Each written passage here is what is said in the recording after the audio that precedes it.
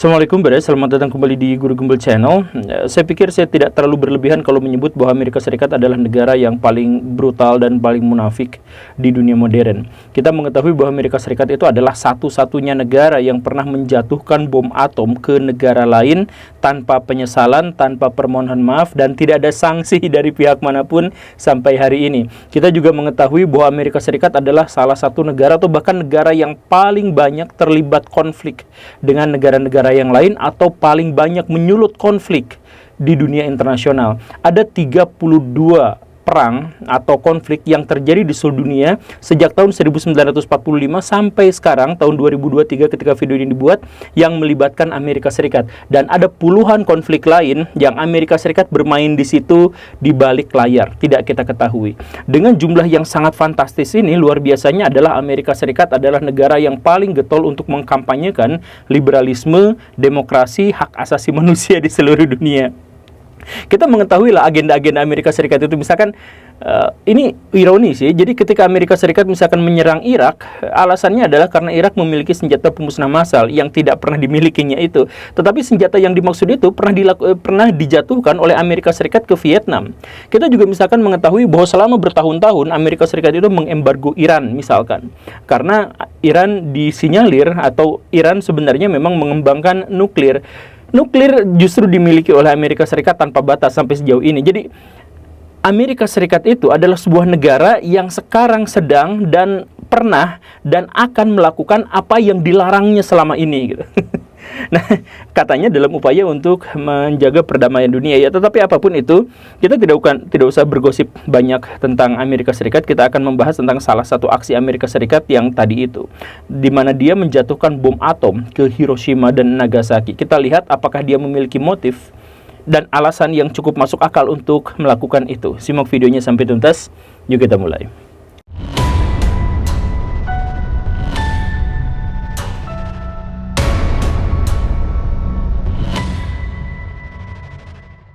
Apa alasan yang cukup masuk akal dan cukup etis untuk membenarkan Amerika Serikat ketika dia harus menjatuhkan bom atom Hiroshima dan Nagasaki? Ya, kita lihat dari kacamata Amerika Serikat dulu yang mengatakan bahwa dia tidak memiliki pilihan lain pada waktu itu. Jadi ceritanya begini, ini kata Amerika Serikat ya.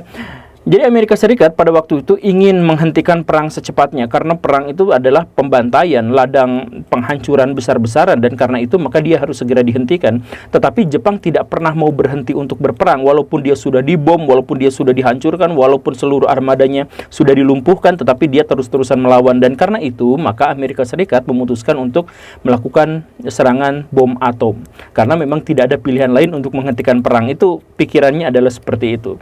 Amerika Serikat sendiri mengaku bahwa dia sudah mengancam Jepang berkali-kali. Setidaknya misalkan dalam perjanjian Potsdam atau yang sebelum itu sejak 26 Juli tahun 1945, Amerika Serikat itu sudah mengatakan ketika dia sudah menghabisi Jerman, dia katakan bahwa Jepang, kamu berikutnya kamu akan dihancurkan seperti Jerman seandainya kamu tidak menyerah sekarang juga. Jadi katanya Amerika Serikat itu memang sudah mengancam Jepang, dan apa yang dilakukan oleh Jepang pada waktu itu, justru Jepang malah mengintensifkan serangan besar-besaran terhadap armada-armada Amerika Serikat.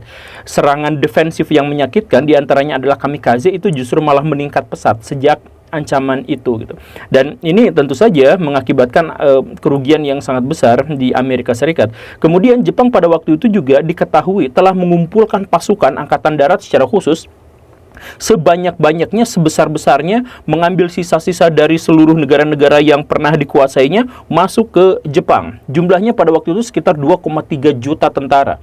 Jadi tentara itu dikumpulkan untuk berhadapan dengan Amerika Serikat di wilayah tanah airnya, di Jepangnya. Ditambah Jepang juga pada waktu itu berusaha untuk memobilisasi sekitar 28 juta rakyatnya untuk dijadikan sebagai milisi untuk mempertahankan negara. Nah, dengan kondisi yang seperti itu, maka Amerika Serikat ini gimana ceritanya saya mau mengakhiri pembantaian, mau mengakhiri perang, tetapi Jepang malah nekat untuk mengumpulkan pasukan sebanyak itu. 2 jutaan militer atau 3 jutaan militer plus 30 jutaan milisi sipil. Nah, Amerika Serikat pada waktu itu juga dihantui oleh pikiran-pikiran atau pertimbangan-pertimbangan bahwa Kalau berperang dengan Jepang itu sangat berbeda dengan berperang dengan Jerman. Berperang dengan Jerman itu ketika kita menjatuhkan mentalnya, ketika kita menangkap pemimpinnya, maka serdadunya biasanya akan menyerah. Atau ketika seluruh fasilitas militer di negara Jerman itu sudah dikuasai, maka tentaranya akan angkat tangan dan maju menuju orang-orang Amerika Serikat atau tentara sekutu untuk menyerahkan diri. Tetapi hal ini tidak pernah terjadi di Jepang. Orang-orang Jepang itu adalah orang yang siap mati dalam pertempuran. Makanya kita misalkan bisa melihat dalam pertempuran Okinawa misalkan, itu adalah salah satu pertempuran terbesar di Pasifik. 94% serdadu Jepang mati, hanya 6% yang ditangkap hidup-hidup. Artinya apa? Artinya orang-orang Jepang itu adalah orang yang siap mati. Jadi bayangin, cuma 6% yang bisa ditangkap hidup-hidup. Sebagian besar di antara mereka berjuang sampai mati atau bunuh diri daripada harus ditangkap.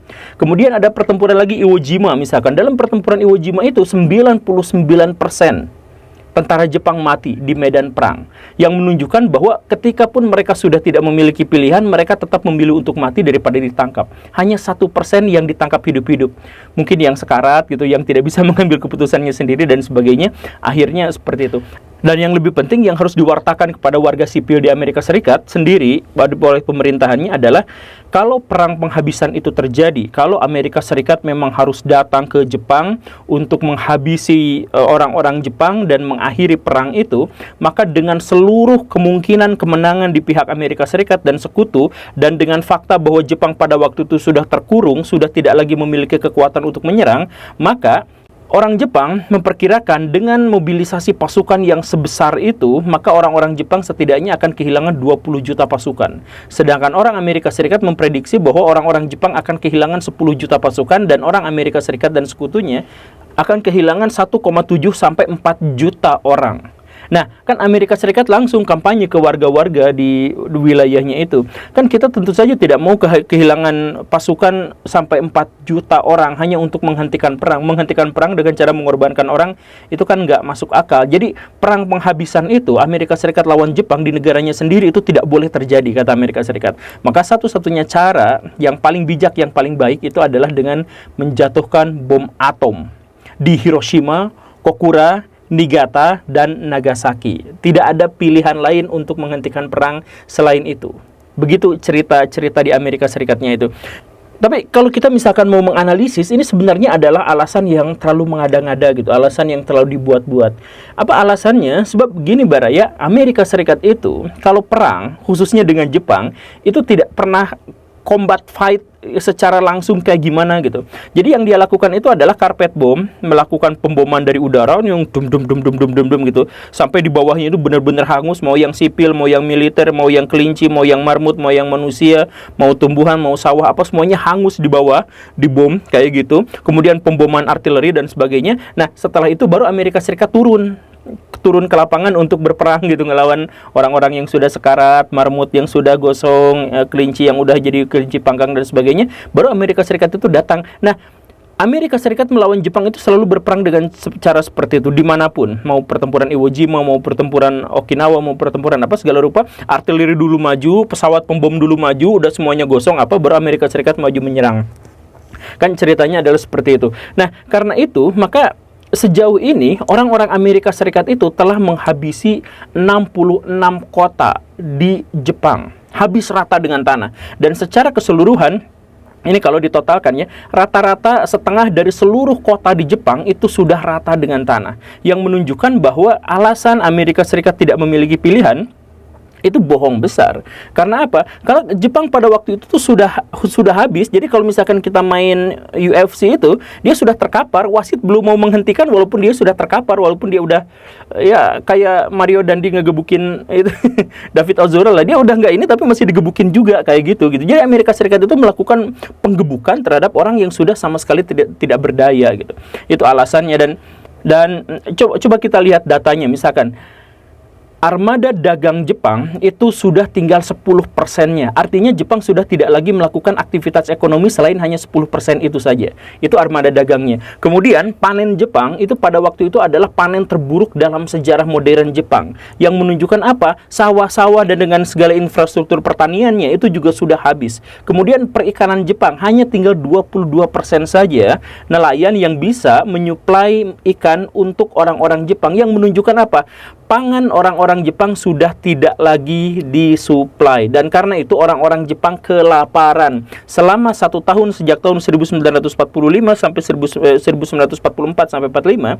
Orang-orang Jepang sudah tidak lagi makan nasi, mereka itu makan sampah, makan apa, karena biayanya digunakan untuk perang mempertahankan negaranya, dan pangan yang jumlahnya sangat sedikit pun itu harus dibagi-bagi oleh sekian banyak orang gitu. Yang karena itu maka Jepang itu sebenarnya sudah lumpuh, sudah tidak mungkin bisa melakukan perlawanan lagi. Begitu ceritanya. Dan kalaupun misalkan Amerika Serikat khawatir ya, karena nanti tentaranya kalau turun ke gelanggang nanti akan ditembaki oleh orang Jepang, kalau misalkan khawatir bahwa tentara Amerika Serikat nanti make up-nya akan luntur kalau berperang dan sebagainya, maka sebenarnya kan caranya sangat mudah. Karena apa? Karena sebenarnya sejak tahun 1944 kemudian menguat sampai 1945, dorongan untuk mengakhiri perang di Jepang juga menjadi semakin kuat, menjadi semakin banyak. Bahkan ada dorongan dari keluarga istana kekaisaran agar kaisar yang berkuasa di Jepang pada waktu itu mundur demi menghentikan perang. Karena bagaimanapun Jepang pada waktu itu sudah kalah. Jepang bagaimanapun pada waktu itu sudah terkurung. Karena sudah terkurung maka tidak mungkin lagi. Jadi kalau misalkan Amerika menggunakan propagandanya, mesin propaganda Amerika Serikat itu kan salah satu yang paling kuat di seluruh dunia ya.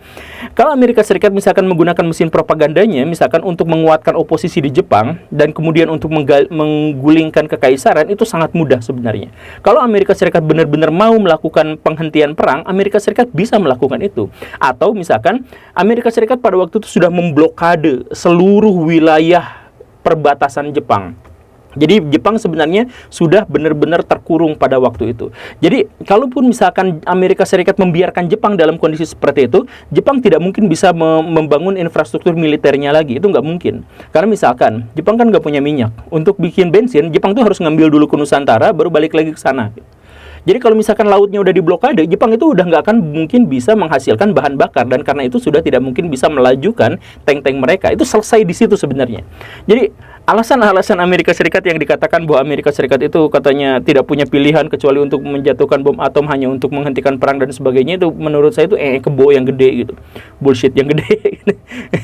Nah jadi sebenarnya apa alasan Amerika Serikat sebenarnya?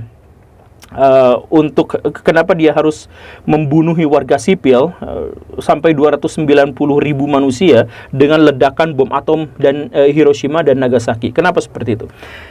Alasannya sebenarnya agak geopolitis gitu. Jadi baraya ceritanya gini, kita harus flashback ke belakang dulu untuk bisa memahami kenapa Amerika Serikat melakukan tindakan sekeji itu terhadap Jepang. Jadi ceritanya begini baraya, Perang Dunia Kedua itu adalah perang semifinal, bukan perang final. Dan karena itu siapapun yang menang melawan Jepang pada waktu itu harus berhadapan dengan musuh yang jauh lebih besar dalam perang finalnya.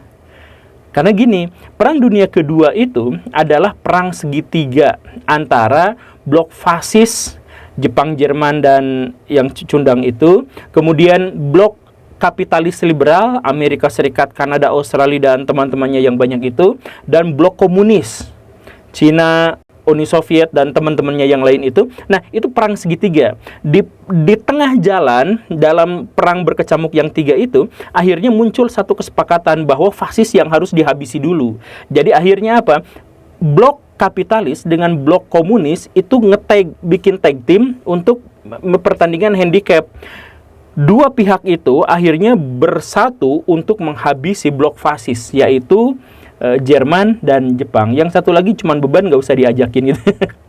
Nah, kan seperti itu. Makanya mereka menyebut diri mereka itu sebagai sekutu. Karena apa? Karena dari blok komunis sama blok liberalis yang awalnya bermusuhan itu akhirnya bersatu untuk menghabisi fasis yang pada waktu itu memang sangat kuat. Dan di sana itu ada perjanjian tidak tertulis lah, di mana Soviet akan memimpin pasukan sekutu untuk menghabisi Jerman dengan Hitlernya, sedangkan Amerika Serikat akan memimpin sekutu untuk menghabisi Jepang. Begitu ceritanya itu seperti itu. Nah, Ketika Hitler mati akhir April tahun 1945, otomatis Soviet itu sudah menang, sudah ongkang-ongkang kaki, yeay saya sudah menang, mengalahkan Jerman, tinggal nunggu siapa pemenang antara Jepang lawan Amerika Serikat. Makanya dia santuy-santuy, ongkang-ongkang kaki, ngudud cerutu yang gede gitu segala rupa untuk mempersiapkan diri. Dan tentu saja karena dia memiliki waktu yang cukup untuk mempersiapkan diri, dia bisa uji coba nuklir, dia bisa uji coba apa senjata-senjata yang dipersiapkan untuk berhadapan dengan Amerika Serikat versus Jepang. Sebaliknya di sisi Amerika Serikat panik ngelawan Jepang itu bukan gara apa-apa, gara-gara Jerman sudah dihabisi sama Soviet di bulan April, sedangkan di bulan Agustus Jepang masih saja ngelawan Amerika Serikat gitu. Kan Amerika Serikat bingung apa yang harus saya lakukan untuk bisa menghentikan perang ini. Sebab kalau perang ini masih terus-terusan terjadi, maka Soviet akan memanfaatkan untuk perang final, perang terakhir, perang dunia ketiga. Soviet akan menyerang Amerika Serikat. Kan Amerika Serikat bingung, aduh gimana, apa yang harus dilakukan gitu. Nah, karena panik itulah, maka Amerika Serikat harus segera menghentikan perang apapun caranya. Nah, termasuk juga dengan membom Hiroshima. Gitu. Jadi alasannya seperti itu. Dan ketika bom Hiroshima itu dijatuhkan ke Jepang, itu sebenarnya bukan hanya mendorong Jepang untuk segera menyerah, tapi juga untuk mengancam Soviet. Soviet, lu jangan macam-macam sama sekali sama saya, karena saya punya bom atom. Gitu. Itu sebenarnya adalah kode, please hati-hati Soviet, jangan macam-macam sama saya. Dan ternyata luar biasanya apa? Soviet tidak takut dengan itu.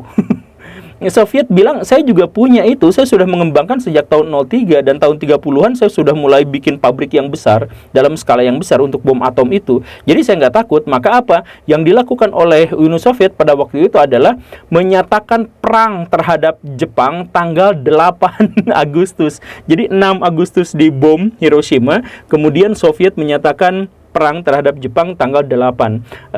Soviet pada waktu itu bilang sama Jepang, maaf ya Pang, ini mau untuk menghentikan perang secepatnya gitu kan sebenarnya ya.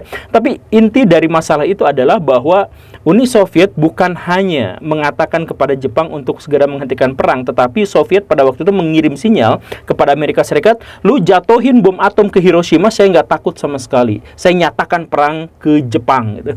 Jadi perang dingin itu dimulainya bahkan sejak sekarang ini gitu. Dan Amerika Serikat panik pada waktu itu sampai akhirnya menjatuhkan bom atom kedua di Nagasaki. 9 Agustus dia katakan, atau bahasa sindiran kepada Uni Sovietnya itu adalah, yang kemarin saya jatuhkan ke Hiroshima itu yang kecil, dan saya sekarang punya yang lebih besar, namanya Fat Man, 2 kali lipat lebih besar, dan saya punya pasokan yang bahkan lebih besar daripada itu yang belum saya tunjukkan sekarang gitu.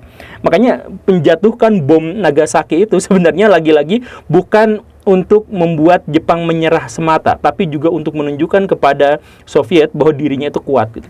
Makanya kayak pemain UFC itu, jadi permainan UFC jadi kayak permainan WWE gitu. Udah digebukin, udah nggak bangun, udah apa segala rupa, datang temen tag timnya, ayo kita gebukin sama-sama gitu, padahal dia udah menyerah sama sekali gitu. Nah, itu adalah alasan kenapa Amerika Serikat sampai harus melakukan menjatuhkan bom terhadap Hiroshima dan Nagasaki gitu. Dan ketika Jepang memang akhirnya benar-benar menyerah, seperti yang kita ketahui di pertengahan Agustus itu, apa yang terjadi? Ya, Amerika Serikat dan Soviet akhirnya bersiap-siap untuk perang penghabisan, perang dunia ketiga. Tetapi mereka itu sudah kadung untuk tahu kekuatan masing-masing. Jadi apa yang terjadi? Amerika Serikat tahu bahwa Soviet itu kekuatannya seperti itu, maka satu-satunya cara untuk bisa menang perang nanti itu adalah dengan mengembangkan teknologi yang sebesar-besarnya di bidang nuklir, di bidang antariksa, di bidang senjata, dan perang proksi dan sebagainya. Jadi nggak langsung perang ke Uni Soviet, karena mereka tahu bahwa kekuatan Soviet sejauh itu adalah seimbang, dan Amerika Serikat nggak akan mau berperang dengan kekuatan yang seimbang dengannya. Dan di sisi lain, Soviet juga melakukan hal yang sama. Soviet juga, waduh, ternyata Amerika Serikat memang sangat kuat, jadi saya juga harus mengembangkan. Jadi perang dunia tiga yang digadang-gadang itu ternyata akhirnya hanya berbuntut jadi perang dingin gitu, karena kedua belah pihak sama-sama takut terhadap kondisinya. Dan luar biasanya apa, Baraya? Luar biasanya bertahan sampai sekarang, bahkan ketika Uni Soviet sudah lengser, sudah luntur, digantikan sama Rusia. Rusia itu kan sebenarnya berkali-kali pengen gabung sama NATO, pengen bikin deal-dealan sama Amerika Serikat, yuk kita sekarang waktunya bersatu gitu, kayak koalisi Prabowo dengan Jokowi, yuk kita bersatu aja gitu, kurang lebihnya ya. Tapi kan Amerika Serikat menolak dan negara-negara NATO juga menolak Rusia untuk terlibat. Ya alasannya apa? Alasan permusuhan historis itu. Makanya ketika misalkan Rusia menyerang Ukraina, itu sebenarnya bukan Rusia menyerang Ukraina. Ini kesalahpahaman Baraya. Sebenarnya yang terjadi dalam komposisi percaturan global itu adalah bahwa sebenarnya Rusia menyerang NATO. Jadi perang Rusia-Ukraina itu adalah perang antara Rusia ngelawan NATO, termasuk di dalamnya adalah Amerika Serikat. Gelanggangnya, tempatnya itu di Ukraina. Jadi warga Ukraina dijadikan korban sama seperti yang terjadi di zaman dulu itu. Amerika Serikat perang ngelawan Soviet, tetapi yang dijatuhi bomnya itu adalah Hiroshima dan Nagasaki yang di Jepang itu. Sama kayak sekarang gitu. Jadi pihak-pihak yang lemah ya menjadi sasaran, menjadi tempat penghancuran, menjadi tempat apa, padahal kepentingan-kepentingannya itu adalah Amerika Serikat dan Rusia. Makanya saya pengen mengatakan betapa dungunya, maaf ya. Tapi saya kebelet pengen ngomong betapa dungunya banyak orang-orang di Indonesia yang ketika melihat perang Ukraina dan Rusia, mereka malah kubu-kubuan gitu. Pas ada berita dari Tribun biasanya ya, yang Rusia mengalahkan Ukraina di gini, mantap, lanjutkan terus bro, dan sebagainya gitu. Jadi mereka tuh mikirnya kubu-kubuan gitu. Harusnya Baraya pikir bahwa perang itu adalah tragedi, bukan statistik. Karena perang itu adalah tragedi, maka pikirin Baraya, gimana ceritanya kalau Baraya punya anak, kemudian melihat anaknya dibakar di depan mata Baraya waktu kecil, misalkan seperti itu. Atau Baraya pikirkan, apa yang terjadi ketika ada anak kecil, gadis kecil, ngelihat papa mamahnya hancur berantakan, jadi serpihan-serpihan kecil gara-gara bom di kala perang. Coba pikirkan yang seperti itu. Itu yang terjadi di Jepang, itu yang terjadi di Ukraina. Tapi dengan tragedi yang senestapa itu, yang semengerikan itu, orang-orang Indonesia malah kubu-kubuan. Ayo dukung pro ini, ayo dukung pro ini. Yang satu pro Rusia, yang satu pro Ukraina. Itu benar-benar dungu gitu. Di mana itu? Saya benar-benar nggak ngerti dengan jalan pikiran orang-orang seperti itu. Mereka tuh beragama atau enggak sih sebenarnya? Gitu. Tapi ya sudahlah, itu mah satu yang ironi gitu. Tapi yang paling penting adalah bahwa sekarang Amerika Serikat dengan Rusia itu masih lanjut. Rusia itu adalah kelanjutan dari Soviet, masih lanjut, dan perang dunia ketiga bisa saja terjadi walaupun kita belum tahu bentuknya seperti apa, tapi bisa saja terjadi dalam waktu dekat ini gitu. Terima kasih karena sudah menyimak. Saya Guru Gembul. Assalamualaikum warahmatullahi wabarakatuh.